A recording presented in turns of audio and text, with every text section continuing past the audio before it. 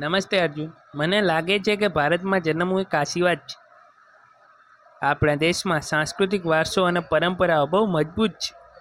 દિવાળી, હોળી અને નવરાત્રી જેવા તહેવારો બધા લોકોમાં ખુશી અને એકતા લાવે છે. નમસ્તે અભિમન્યુ. હું તારા મંતવ્યનું સન્માન કરું છું, પણ હું માનું છું કે ભારતમાં ઘણી સમસ્યાઓ છે. આર્થિક અસમાનતા ઘણું મોટું છે અને ઘણા લોકોને જીવવાનો સ્તર સારો નથી. બધા લોકો માટે સમાન તકો ઉપલબ્ધ નથી.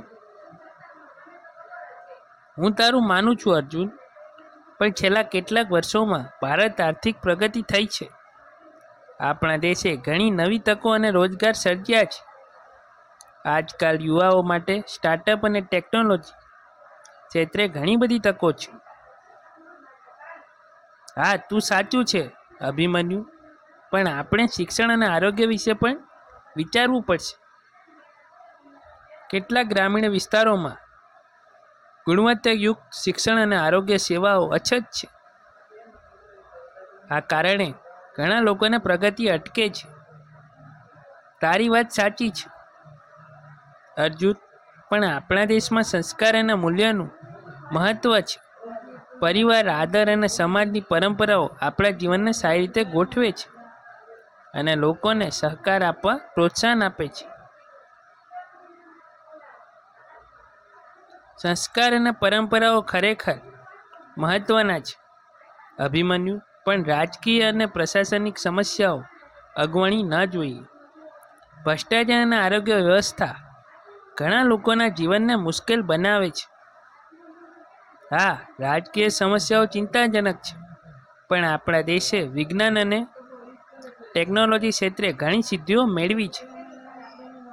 અવકાશ સંશોધન અને ફાસ્ટ મિડ્સ આપણું સ્થાન ખૂબ મજબૂત છે.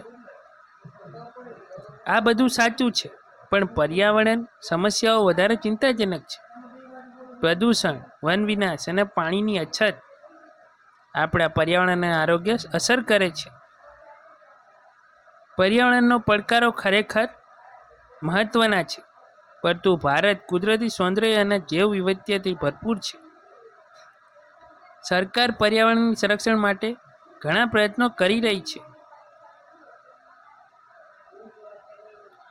હા, આ પ્રયત્નો સારા છે, પણ અમલમાં મુશ્કેલીઓ આવે છે.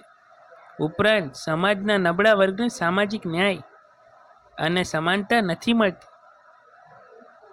આ સમસ્યાઓનો તાત્કાલિક ઉકેલવાની જરૂર છે. તારા મંતવ્ય સાચું છે અર્જુન, પણ સમાનતા અને ન્યાય માટે જાગૃતિ વધતી જાય છે. સક્રિય કાર્યકર્તાઓ અને સંસ્થાઓ સારા બદલાવ લાવવા માટે પ્રયત્નશીલ છે. હું સહમત છું અભિમન્યુ, પણ બદલવાની ગતિ વધુ ઝડપી હોવી જોઈએ.